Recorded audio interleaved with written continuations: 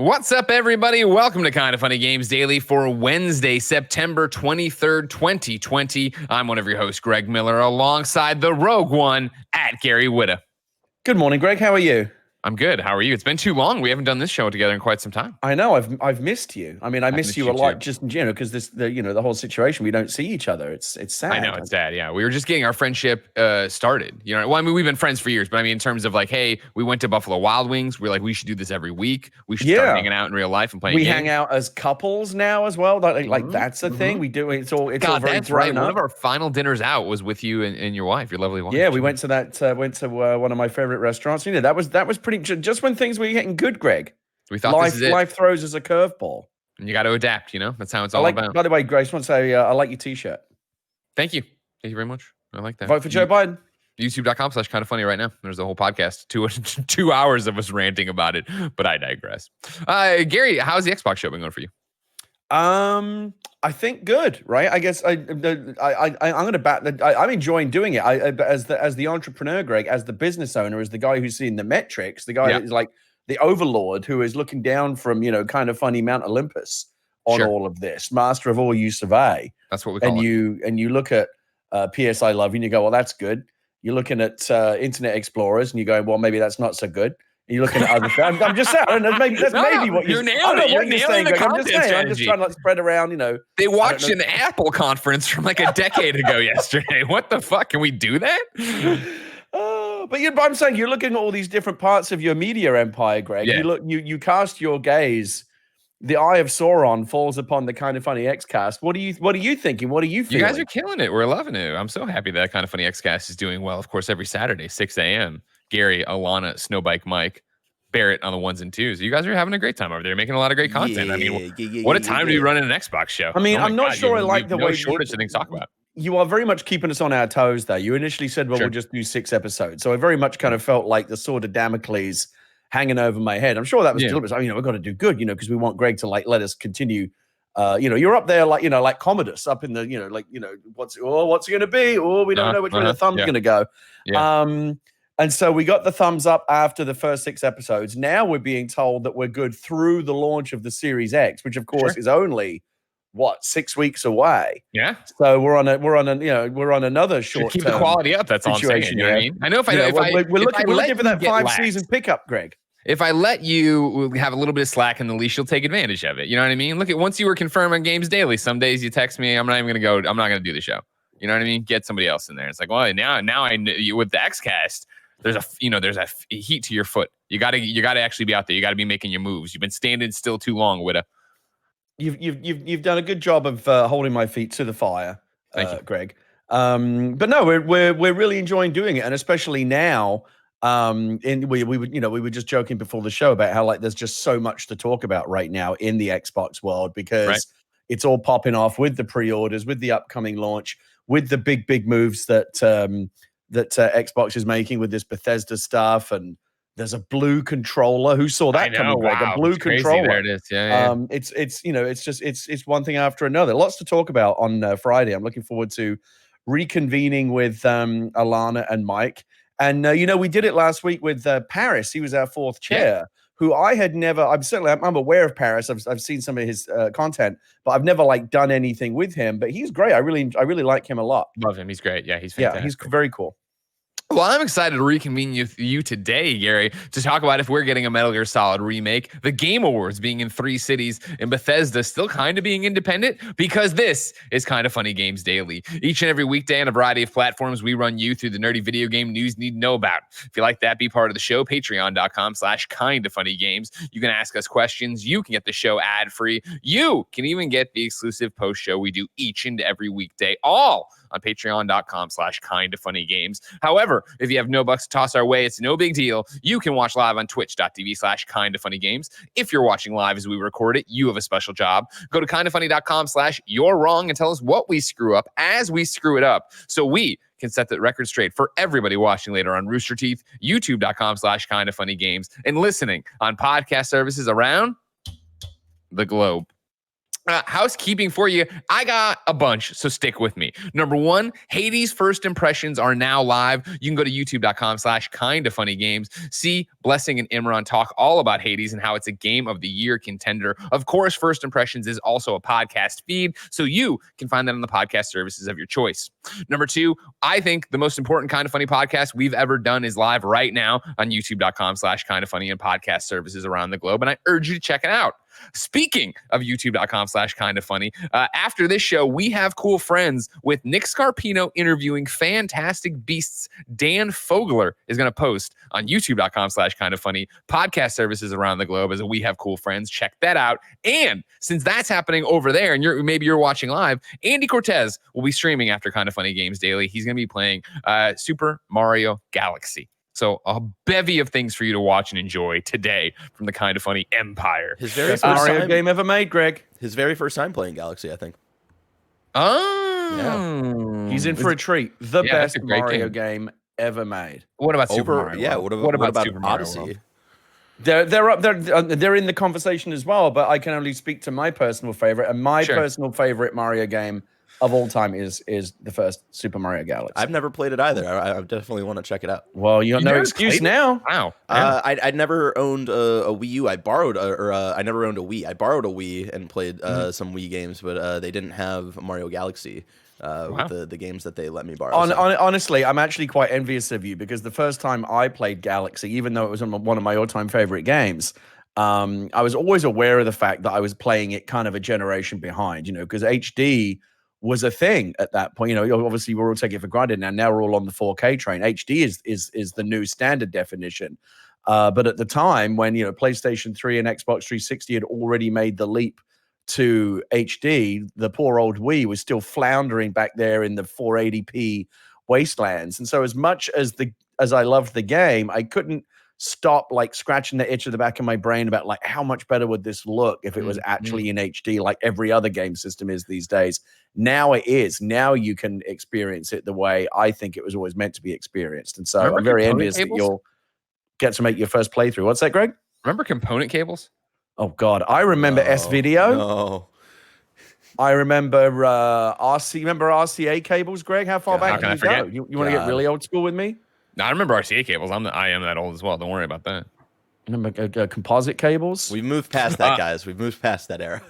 Thank you to our Patreon producers, Mohammed Mohammed, a.k.a. Momo, Tom Bock, and Black Jack. Today, we're brought to you by Logitech, KLARNA, and HelloFresh, but I'll tell you about that later. For now, let's begin the show with what is and forever will be the Roper Report. Time for some news. We got 8 items on the Roper Report. A baker's dozen. And that's we're getting close. It's 8 items. That's a big old Roper Report. We're getting close to the real baker's dozen here. But let's start with number 1, which I just titled Metal Gear. Darren Bonfis over at GameSpot.com writes, Metal Gear Solid has been absent on PC for the last 2 decades, last appearing in a 2000 port of the hit PS1 game. New ratings and images on the Taiwan Digital Game Rating Committee website for games were picked up by Gamatsu. This could indicate that publisher Konami may be ready to revive not only the first game in the Metal Gear Solid series, but its first sequel and the original 1988 MSX game as well. Metal Gear Solid 2 Sons of Liberty received a PC port in 2003 in the form of Metal Gear Solid Substance, which expanded on the sequel with additional game modes, small dialogue changes, and a slight tweak for the controls.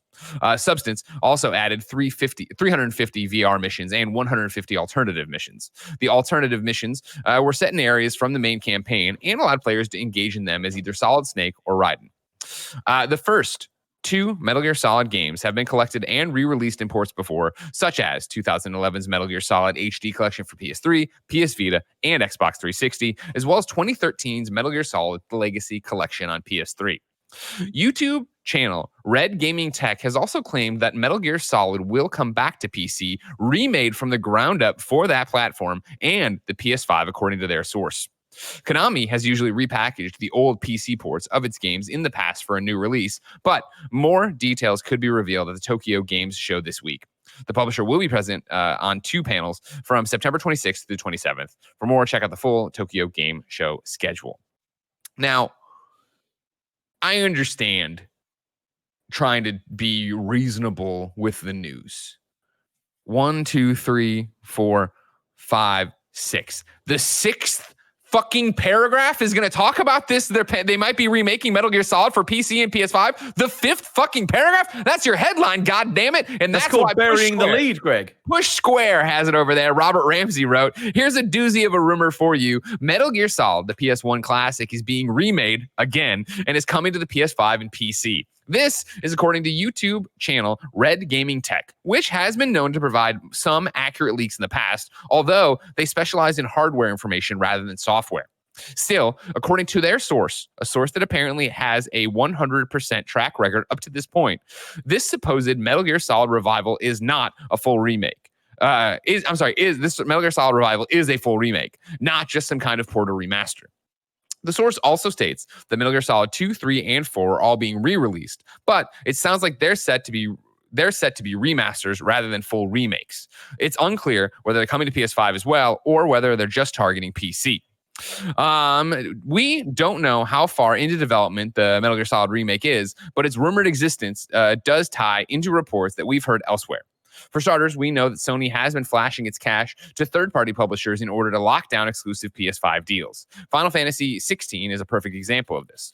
A remake of Metal Gear Solid, arguably the most beloved installment in a series synonymous with PlayStation, certainly fits the bill when you consider that Sony dished out serious dosh for timed exclusivity on a very similar project, namely Final Fantasy VII Remake.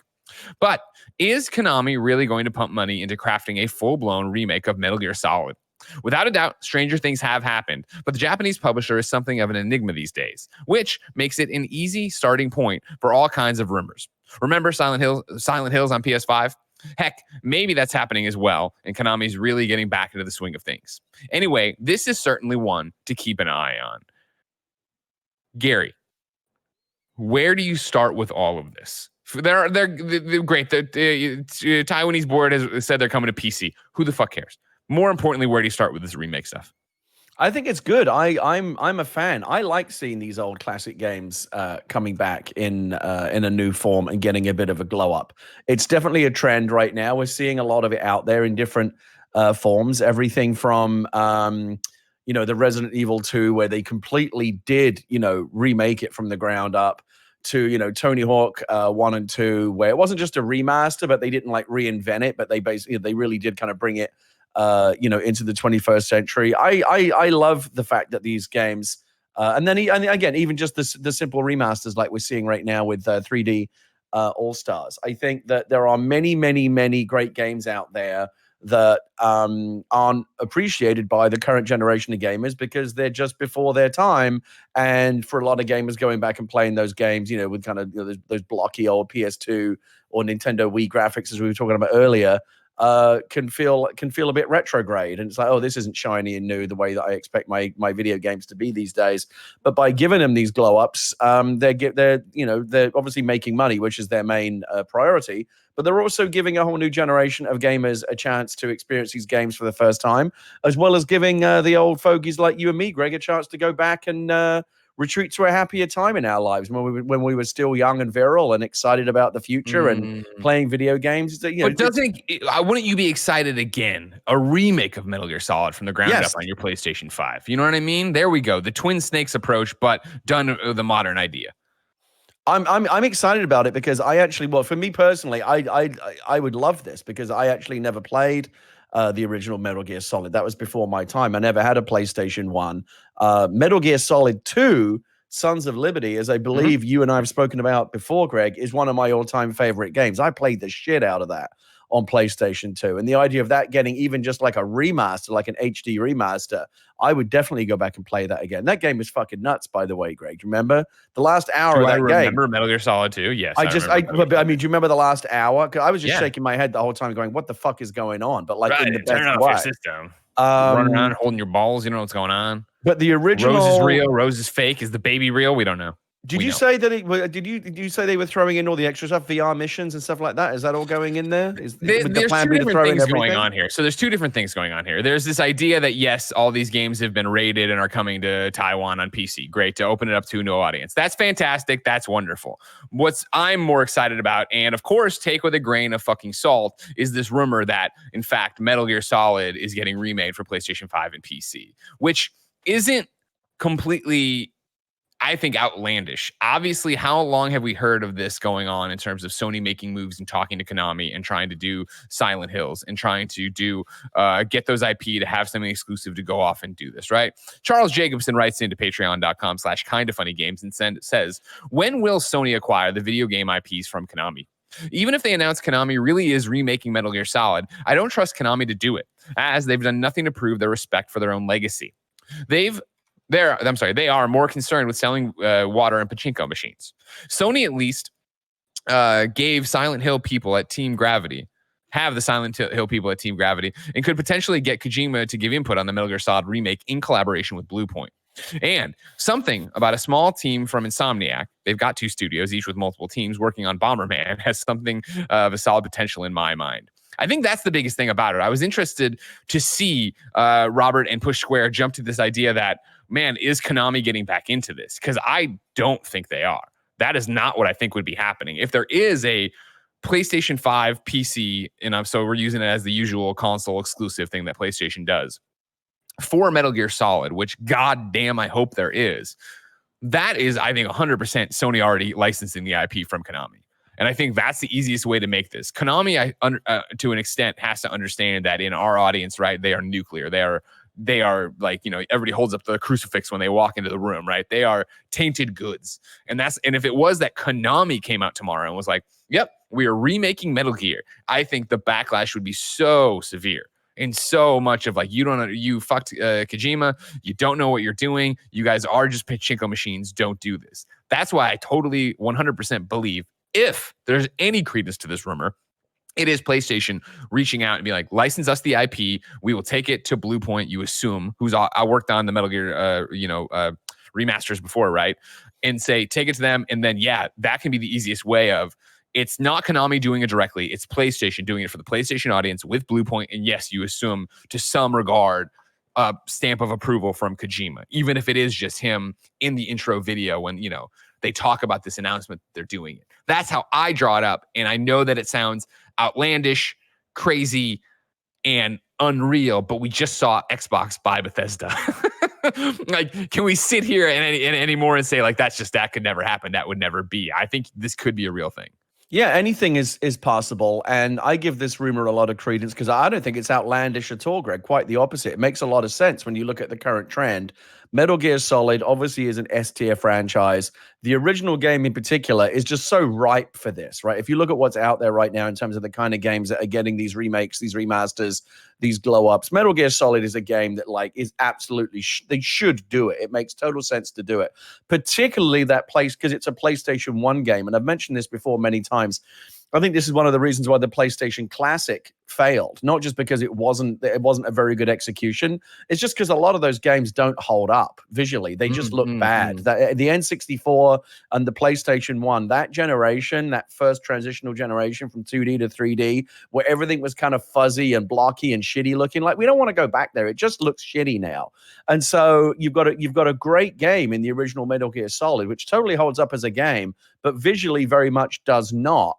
It totally makes sense for them to do this and to be doing this now at this time, especially on the cusp of a new PlayStation generation. I think if they can get Kojima's involvement, I don't think Kojima necessarily wants to look backwards at this point. I think he wants to go forwards with the new stuff that he's doing. But even if they can just get his blessing, I think that would mollify a lot of fans and help get them on board. I don't know why you wouldn't be on board. This can only be a good thing.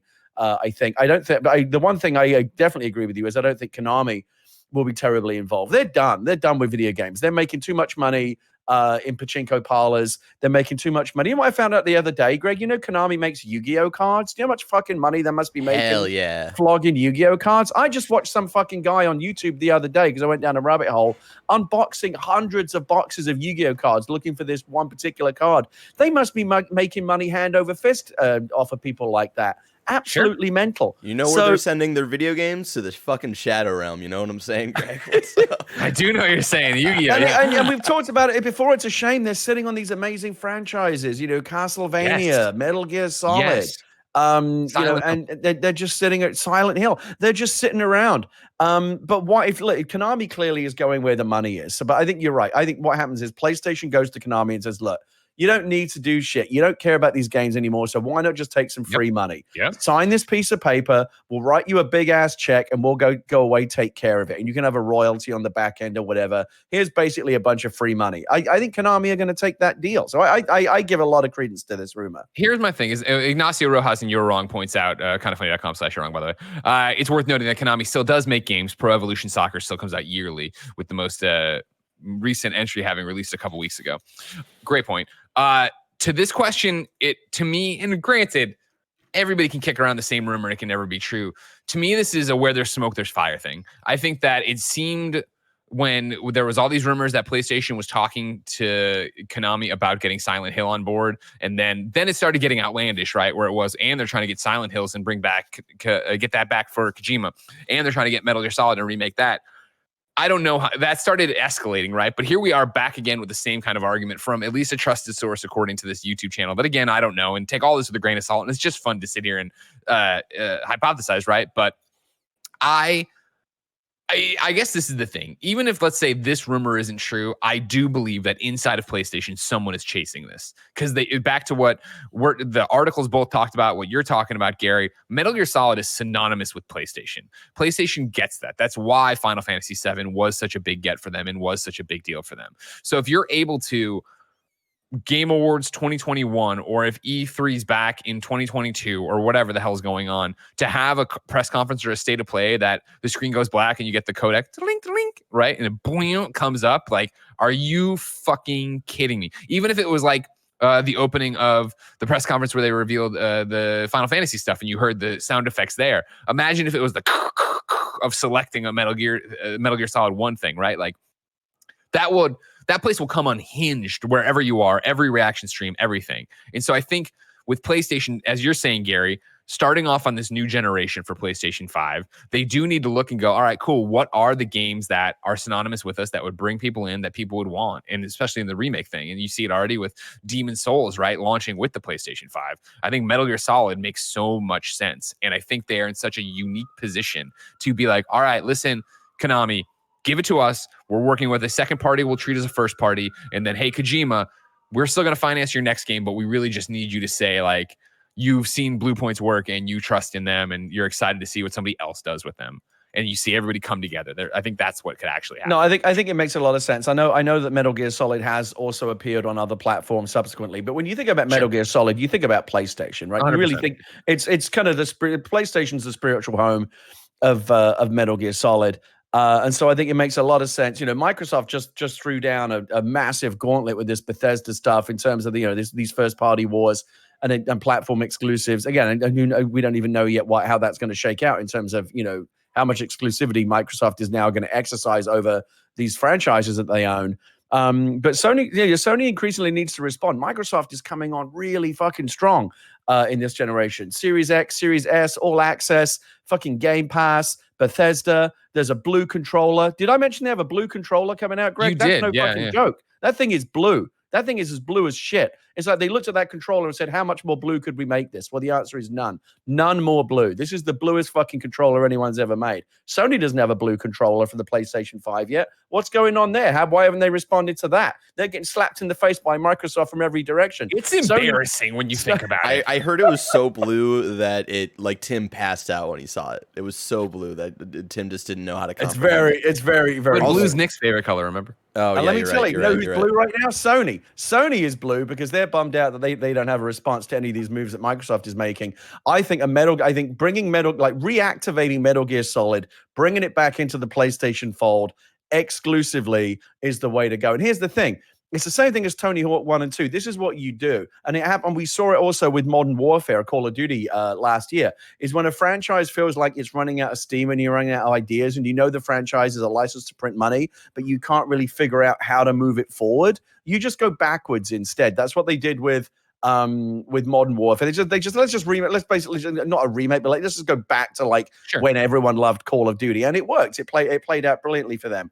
Tony Hawk has been shit for years now. The last few games have been terrible. Remember that one ride where they shipped it with a fucking skateboard that you just fell off? The board was full of technology. Yeah, how can I forget? Tony Hawk 5 was no good. So they said let's just go back. Let's just retreat into the rose tinted spectacles world of nostalgia, and it worked out well for them as well. Resident Evil 2. All of these reboots and these remasters the people are responding well to them, I think. And Metal Gear Solid is like so like on deck to be the next one of those. I think Sony should, if they haven't already done it, they should actually be doing this.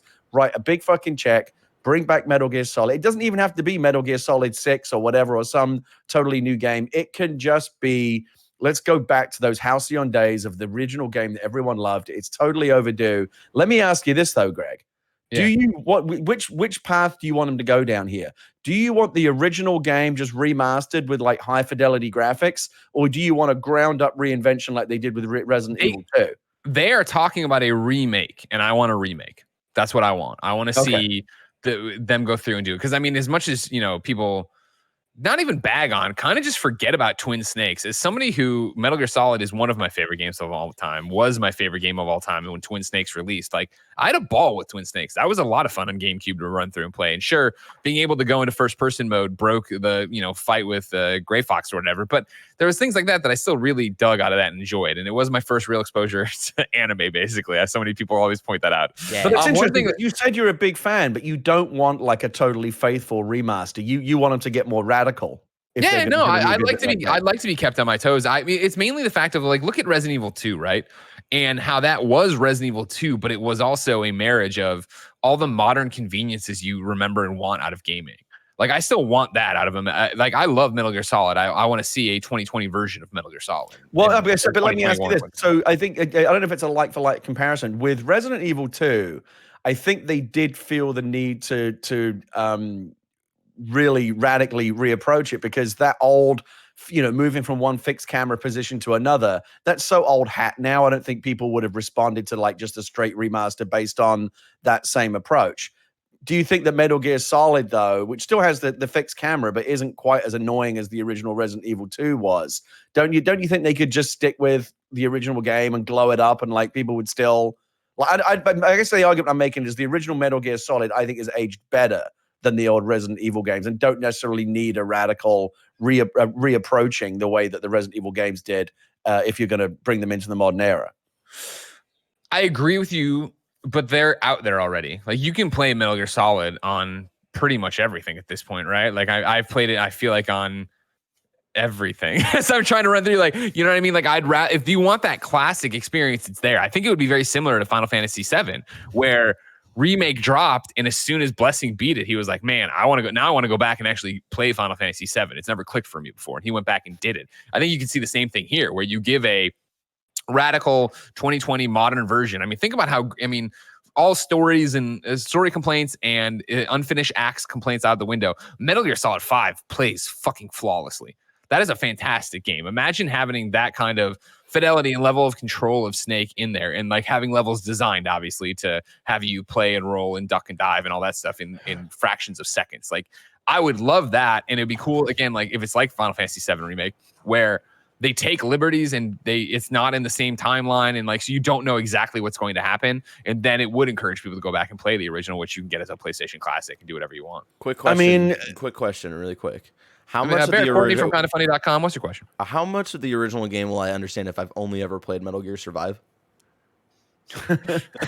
I mean, the great part about Metal Gear Solid is you can just jump right in. Don't worry about it. Metal Gear Survive, it might have spoiled a few things for you, like the walkers, and you'll be fine though. You're gonna be okay. It does make me wonder why people got transported into a different reality. What was the premise of that game again? I played like the first 2 hours, and then I went to Destin Legary. I was like, I'm not playing this anymore. The Metal Gear games, you don't want to be thinking too much. You're just gonna get confused and frustrated and scared. It's like you know, just let it happen to you. You just got to sit back and let those games wash over you. It does, Greg. It does kind of beg the question though. Why doesn't Sony, again?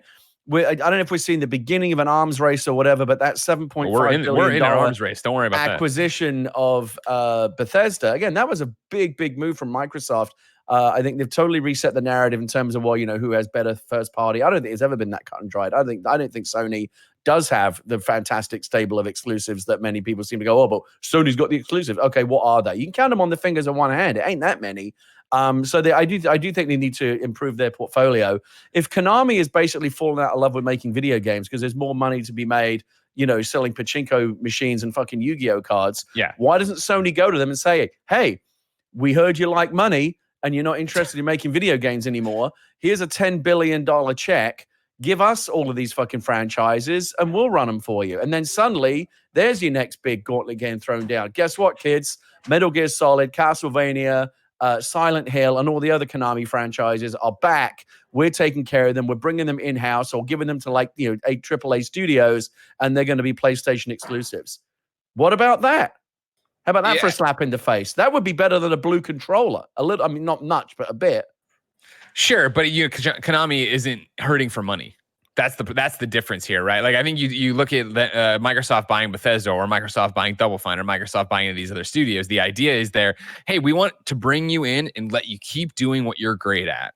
And you look at Konami, and Konami's like, we don't want to be bought, and we don't care about these IPs. We're like, we know that they're valuable. It's like Monopoly. They're sitting there with their boardwalk and park place things, and even though they're not building hotels on them, they're like, I know. It's like when you need one from, you're playing Monopoly, and you just need one card from somebody. Like, I know this is valuable to you. How much will you spend for it? And I think that they would much rather do a licensing deal where. Oh yeah, I'm not a businessman, Greg. Like whatever the small print says. Yeah, maybe they're taking a royalty. It's a licensing thing. The point is that those massive franchises, which are typically associated with the PlayStation, especially Metal Gear.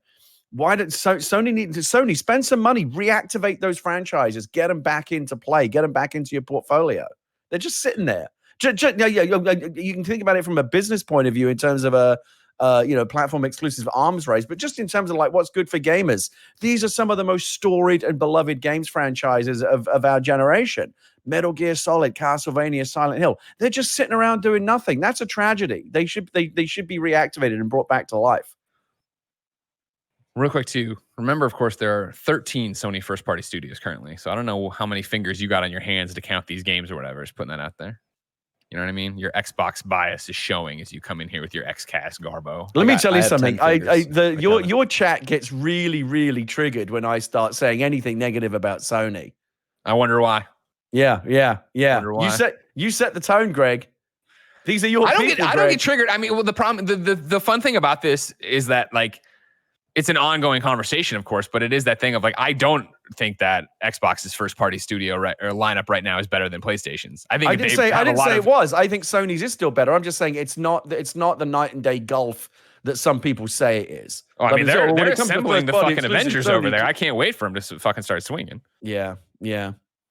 What are they? Let's not go down this road. This is a whole other thing. First off, real quick, a podcast called P.S. I Hate You. Jesus, that's fucking harsh, but okay. Can we publish it?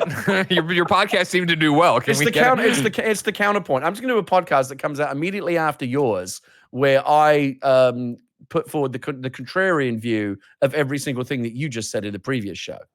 Oh, okay. Then you know what? I was going to gloss over this, but let's really go ham on it. All right. Make you listen to this. Number 2, let's talk about the Game Awards 2020, run by Jeff Keighley, a real cool guy in the video game industry. On December 10th, the global Gameverse is set to deliver its biggest celebration yet, the Game Awards. The video game industry's annual year-end celebration will return live on Thursday, December 10th, 2020, as a free digital live stream available across more than 45 global video platforms. Last year, the Game Awards reached 50 million global viewers, including a peak live concurrent audience of more than 7.7 million fans.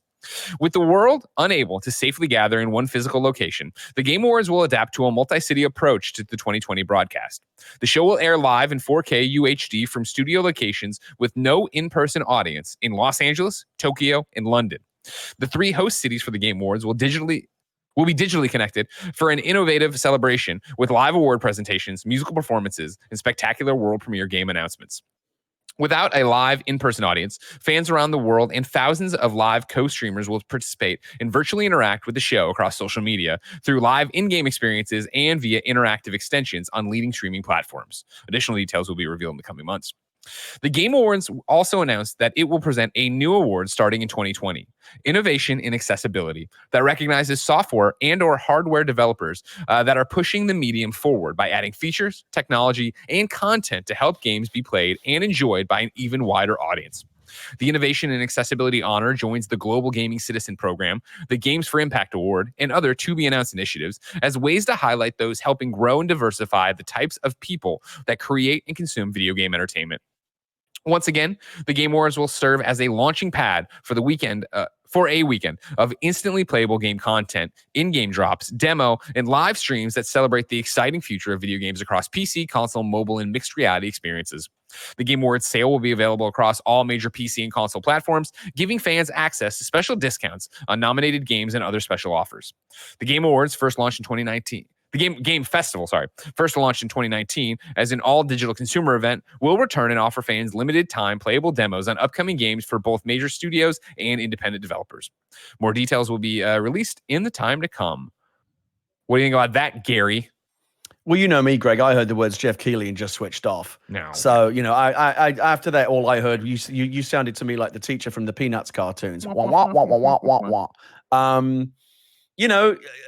Just generally, these events have got to go virtual. This is the way to keep them on the air. If you are someone who likes the Games Awards and enjoys them, then I'm happy for you that it will continue to be delivered to you. God, you just won't break character. You just won't break character. Thursday, December 10th, 2020, the Game Awards, like I said, happening in Los Angeles, Tokyo, and London. Hats off to them for the Innovation and Accessibility Award.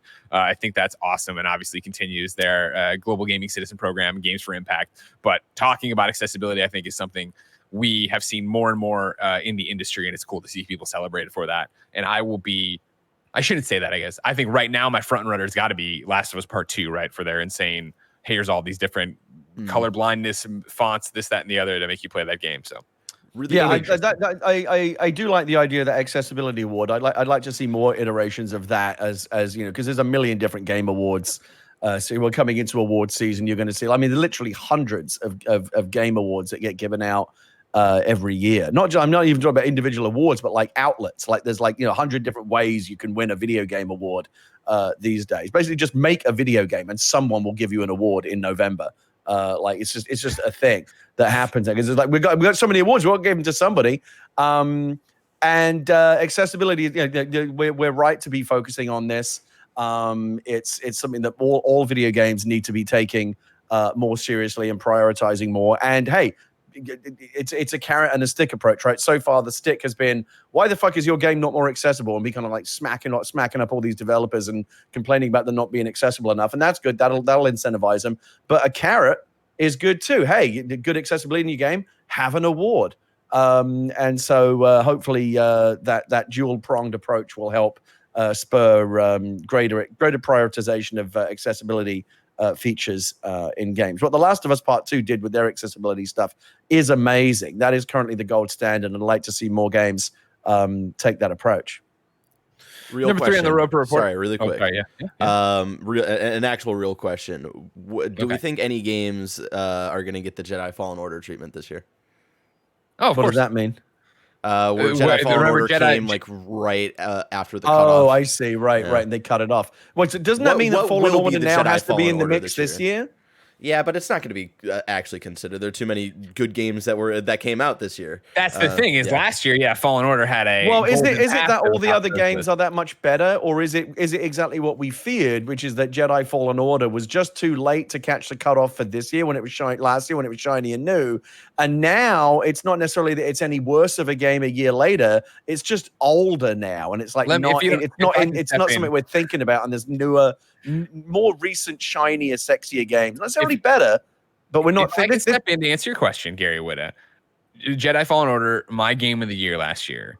Jedi Fallen Order, I don't even think would be my top 5 this year. Right. This year's caliber of games, I think, is just on another level. Yeah. I mean, we're talking about Final Fantasy, Last of Us, Animal Crossing. This is so far. Forget that. Then we have Cyberpunk. You have Miles Morales. Maybe Assassin's Creed. I don't know. Of course, Avengers Game of the Year. A Persona 5 Royal. I think it's a way different year this year. What do you think will be the Jedi Fallen Order this year, where everybody's gonna love it? But it's too late to include into the the I don't know, because show. it's a weird thing. Remember what got it was like what the cutoff was November teens for Game Awards last year. So I'd have to look at release date schedules to see what's coming up. I mean, again, I thought what the Game Awards did, you know, and I you know, and Jeff and I have this Matt Damon, Jimmy Kimmel thing going on where we joke about how we're enemies and stuff. But in all seriousness, I do think that was an unfortunate situation last year with the Game Awards cutting. I just feel like, why are you giving away awards before the year is even fucking over? Like, let all the games come out first before you There's decide. got to be a cutoff. There's got to be a cutoff. Yeah, okay, December 31st. Nobody cares. And once we hit January, everybody wants to talk about 2021 games. And that's the problem. We're giving and we're giving away awards for like most anticipated game. What the fuck is that? I don't even know what that means. Shtick Hydro. It's nuts. Jedi Fallen Order is a game. Whether or not it would have won had it been able to be considered, I guess we'll never know. That's the sad thing. It's a moot point. We'll never know. Can you imagine? Again, I don't know what the cutoff's going to be or when the game's coming out. I'm just postulating here. Can you imagine if this happened this year with Cyberpunk? That's what everybody in the chat is. I'm telling you, riots in the streets, Greg. Cyberpunk is after the cutoff of where it would have been last year. But here's the thing: remember, it's not about release dates. Well, it is about release dates, but if we could play it ahead of time, it would be okay. And it was that they were trying to get us Fallen Order review code for the Friday that was the cutoff, and they couldn't.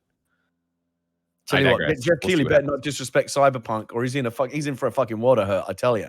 Wow, that's from Gary Whitta's mouth to God's ear. You know what I mean? Number 3 on the Roper Report, Baldur's Gate 3 has been delayed, but just by a little bit. Larian tweeted, "We have bad news and good news, but first the bad news. We're delaying to October 6th by a week. We'll be back later today with the romance and companionship update. Pick you all up again." They also put out the PC specs for Baldur's Gate 3, so a little bit of a delay, not too bad. I think everybody's gonna be able to hang in there and get it done, right? Number 4 on the Roper Report, Xbox has talked a little bit more about Bethesda and buying more studios. This is Ian Shearer over at CNET. He had Phil Spencer, of course, the big wig of Xbox, and then Microsoft CEO Satya Nadella. I'm joining the interview midstream. While Microsoft may be home to some big hit titles, many gamers have said the company needed to up its game, particularly when compared with Sony.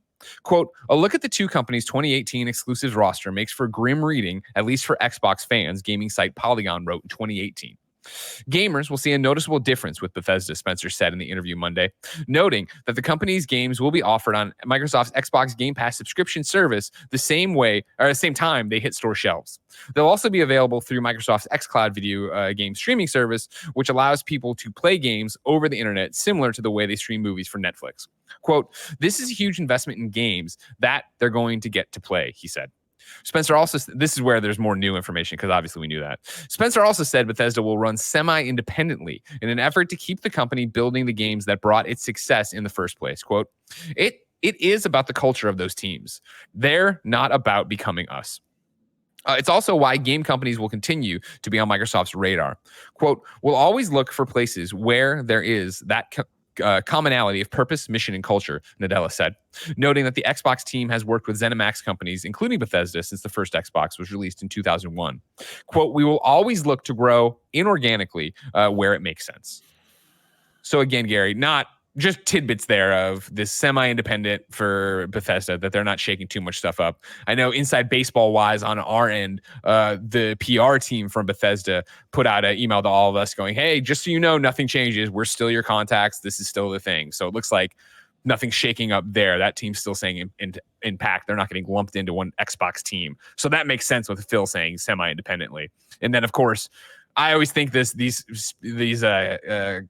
quotes you get from CEOs of these companies going like, "The door is always open to buy more things," is pretty much common knowledge, obviously. Even if PlayStation's not talking about it right now, I'm sure they are eyeing buying people. Yeah, I mean, I think it's going to take a long time. You know, this Microsoft buying Bethesda thing was a massive, massive bombshell, and it just like probably the biggest story in games for a really, really long time. Just like no one saw it coming. It was seismic. Everyone was shitting their pants the morning that it came out. Nobody knew what it meant. I did see Phil Spencer on CNBC the other day talking about it, and it does sound, a lot of people are like, "What does this mean? Does this mean that Fallout's now going to be an Xbox exclusive and blah, blah, blah?" I don't think it will be. I think that they will continue to publish his games on all these platforms because there's money to be made publishing Fallout and Doom and Wolfenstein and Elder Scrolls on PlayStation. I think Microsoft will continue to do that, just like they do with Minecraft, and they'll continue to make money. The difference is it all comes back. I'm sorry to sound like a bore, but it all comes back to Game Pass. Microsoft gets to say, hey, do you like Fallout, Doom, Elder Scrolls? All these other amazing Wolfenstein, all these other and all the stuff that they've got coming down the pike. You like that shit? Well, you can buy those games at $70 a piece on PlayStation 5, or you can just get it all in Game Pass for $10 a month, along with everything else we're already offering you. Microsoft is heavily in the let's invest in making Game Pass as sweet an offer as possible, and they just made it much sweeter by adding all this Bethesda stuff to that portfolio. It doesn't have to be platform exclusive to be really compelling. It's all about adding value to Game Pass, and they've added a ton of value to it. It's true. Yeah, I'm excited to see you guys talk about it on XCast, because obviously this is such a huge, crazy move, and what it means for Fallout New Vegas 2, what it means for, obviously, just in general, the future of Bethesda games. Game Pass, fascinating. But speaking of Xbox, number 5 on the Roper Report, Xbox Twitter chimed in about the pre-order stuff that we were all talking about over the last 24 hours. They said, quote, "We are humbled by the record-breaking demand for Xbox Series X and S. Huge thanks to everyone for the excitement. If you weren't successful today, be sure to sign up with retailers for updates and expect more consoles to be available on November 10th. Gary, did you try to get an Xbox Series X yesterday? Did you go through the rigmaroles and the hoops? I did. I was a good little consumer.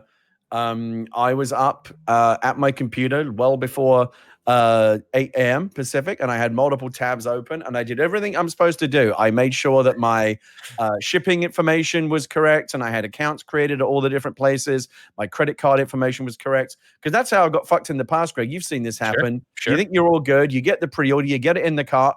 Sorry, you need to update your credit card. And by the time you've done that, fished out your credit card and updated it, someone else got it. So, like, you got to be ready to click through, and, like, you got to have everything prepared. So I did that. I had all my correct information at Target, at Microsoft, and at Amazon. And, of course, when everything clicked over to 8 a.m., the Target site didn't fucking work. Basically, every single site that I tried had its own unique way to fail.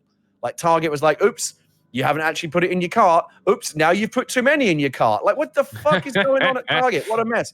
Microsoft, the site just went down.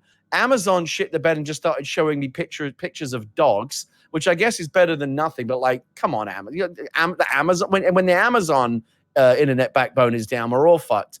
That's how bad it was. And, like, 20 minutes later, I'm just not getting one. Because like 20 minutes later, you figure like the bot, like the one that I want is already up on eBay at 5 times the markup from some asshole with a bot and a script has gotten it for me, and now he wants to sell it back to me for like $1,500. Fuck that guy. But I kept trying, and people on Twitter kept saying, they're back up. I'm following Wario64 and these other jokers on Twitter that are watching this stuff. A bunch of people very helpfully, thank you, Twitter community, was saying, Gary, they're back up. Try Microsoft again now. It's back up. And they did eventually, literally while sitting on the toilet, manage to get a confirmation number for an Xbox Series X. I hope that's not prophetic. But I did. People said to me, like, were you able to get an Xbox Series X? The answer to that question won't be answered until November 10th, if and when the fucking UPS truck or whatever it is rolls up and the guy puts it in my hands. At that point, I would say, yes, I got a Series X. I can tell you what I have now is I have a confirmation number, which, as we know, confirmation doesn't mean anything anymore. They can just unconfirm that anytime you want. Amazon already send out these PS5 emails. Oops, you might not get it launch day. I've had multiple instances of ordering like a hot item and thinking I've got it, and then 2 weeks later, sorry, you didn't actually get it. Fuck off. But look, this is what we signed up for, Greg. I don't know of a better way to do it. And these titans of industry, the most powerful people in the video games industry, in the retail world, all of these fucking genius CEOs that are taking home, 7-8 figure salaries, they apparently can't figure it out, because even though Microsoft, I think ultimately it was better than PlayStation, because they didn't ambush and go, oh, and by the way, PlayStation pre-orders they're just available now. Good luck. It's the Wild West out there. Microsoft at least tried to do it in a more orderly fashion. But exactly as we all predicted, come 7:59, flipping over to 8 a.m. Pacific this week, yeah, it was a total shit show. It was a shit show, Greg. Did you try to get one? No. I mean, full disclosure, you see people. I see Jeff Grubb in our chat right now who has one from Xbox. We are getting one from Xbox for Kind of Funny preview coverage.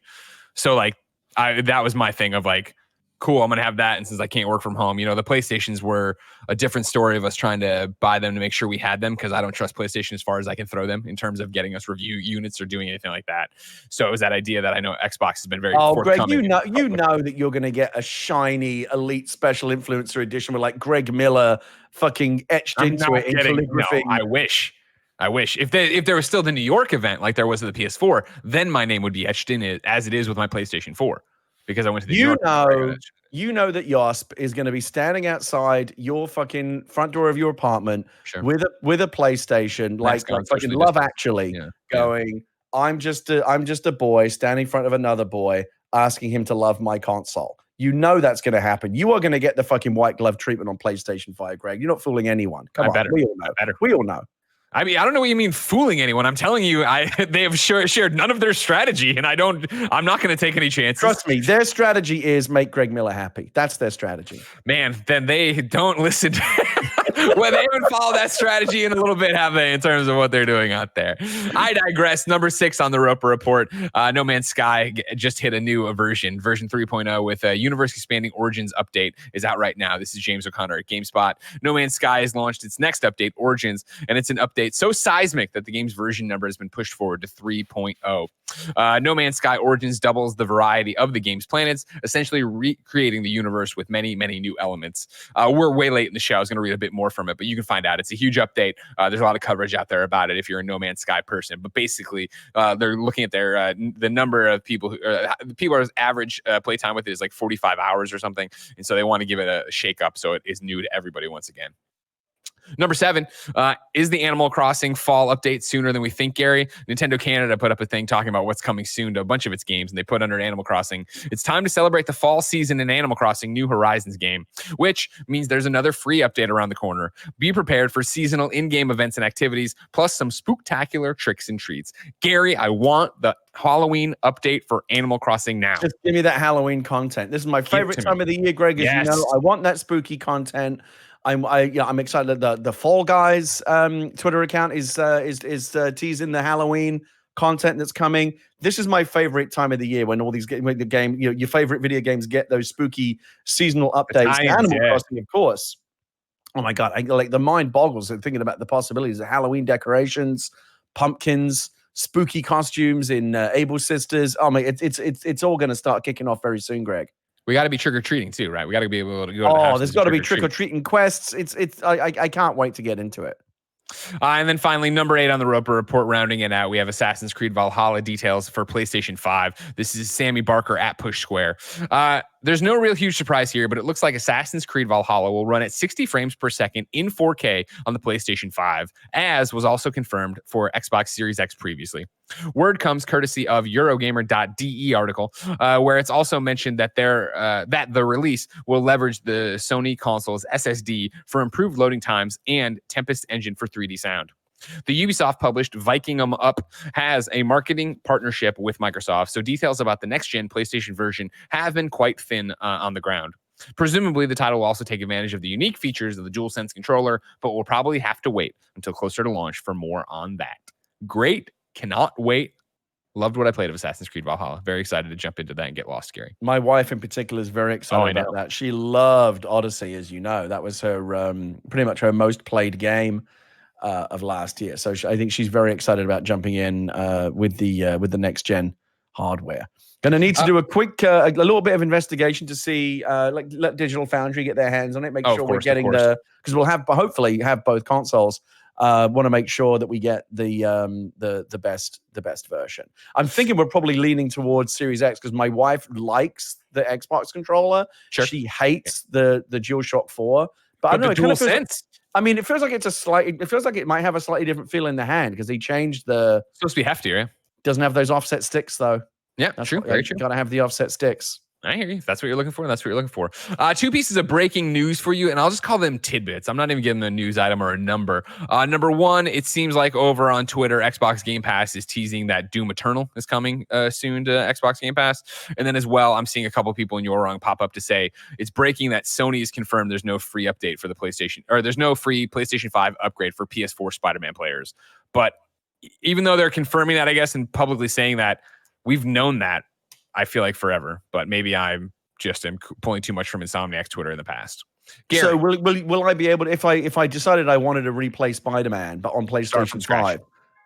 I get that, but are they going to charge me like $10 for an upgrade, or are they going to make me buy it all over again? No, you have to buy the Ultimate Edition. Shut up, Barrett! I'm hosting the show. All right. You have to buy the Ultimate Edition, the Spider-Man Miles Morales, which comes with the download code there for it. Okay, all right. God, they're constantly thinking of new and interesting ways to fuck you over and get your money out of you. I know, everybody. What if we call it the Ultimate Edition? That'll fool them. Gary, unbelievable. I'm excited to see the next way all these big corporations fuck us over, but that's still so far away. If I wanted something more immediate, say what came to the mom and grop video game shops, I'd ask you to read from a certain list, but before then, I'd say, ladies and gentlemen, remember, you go to patreon.com/kindoffunnygames where you can be part of the show. You can get the show with the exclusive post show. And of course, you can get this show ad free. Speaking of ads, Greg Way, this episode of Kind of Funny Games Daily is brought to you by Logitech. Logitech has been our go-to for a long time when it comes to gaming headsets. Of course, at the office, you see me wearing it all the time. I wear the Logitech one with the noise-canceling blue mic, and it's wired. But they did away with the wire, and they now have the Pro X wireless Lightspeed gaming headset. Based on the award-winning Pro gaming headset design, Pro X wireless headset features high-quality materials, advanced communications, precision audio, and total wireless freedom. It's a high-performance Pro X gaming headset with Lightspeed wireless technology and up to 20 hours or more than 20 hours of battery life. It also features detachable pro-grade microphone featuring real-time Blue Voice technology, including passive noise isolation, compressor limiter, and more for clean, professional voice comms. It doesn't stop there, as they also have the advanced Pro G 50mm drivers, which deliver clear and precise sound imaging and improved bass response. Hear footsteps and environmental cues with clarity to give you a competitive advantage. You can also experience the headset's supreme comfort and durability. For a limited time, Logitech is offering our listeners 10% off select products at logitechg.com. Use the code KFGames for 10% off today. That's 10% off select Logitech G products with the promo code KFGames. Up next, it's KLARNA. Thanks to KLARNA for supporting Kind of Funny Games Daily. In Sweden, they don't shop, they KLARNA. KLARNA is a revolutionary new online shopping app from Sweden that allows you to shop thousands of online stores and pay for anything in 4 easy interest-free payments that make shopping smoother. With the KLARNA app, you can shop anywhere online from one app. It's easy to use and convenient to browse thousands of online stores from one convenience place. Pay for anything in 4 interest-free payments. Paying after delivery allows you to try before you buy, and you can also report returns directly in the app. Get the best deals with customized price drop alerts on items you've saved to get to your wish lists. It's always good to shop smarter and save money. Create and share wish lists of items with friends and family from anywhere online. It's fun, easy way to show what kind of products you like. Tim's been using it. He loves how easy it is to find what he's looking for and get set up. KLARNA is smoother, friendlier, Swedisher way to shop online. It's the one-stop shopping app for browsing and buying anything online, all in one app, and allows you to pay for anything in 4 easy interest-free payments. Download the KLARNA app today. That's KLARNA, Swedish for shopping. And our final sponsor today is HelloFresh. Get fresh, pre-measured ingredients and mouth-watering seasonal recipes delivered right to your door with HelloFresh, America's #1 meal kit. HelloFresh lets you skip those trips to the grocery store and makes home cooking easy, fun, and affordable. Of course, Kind of Funny loves HelloFresh. Tim and Gia have been using it. He keeps talking about these burgers she made, but he will not tell me how to make them because I need to use HelloFresh. HelloFresh offers convenient delivery right to your doorstep for easy home cooking with the family. The recipes are easy to follow and quick to make with simple steps and pictures to guide you along the way. HelloFresh offers so many delicious options each and every week to break you out of the recipe rut and try new things. There's something for everyone, including low-calorie, vegetarian, kid-friendly recipes. HelloFresh delivers pre-portioned ingredients so you're not overbuying, which is a burden on the planet and your wallet. HelloFresh is committed to making fresh, delicious food available more than ever and has taken extra steps to keep its employees and customers safe, including contactless delivery, tamper-proof packaging, and team member wellness checks.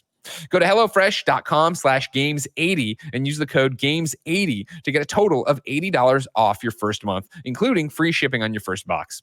Additional restrictions apply. Please visit HelloFresh.com for more details. Remember, that's HelloFresh.com/games80 and use the code games80 to get a total of $80 off your first month.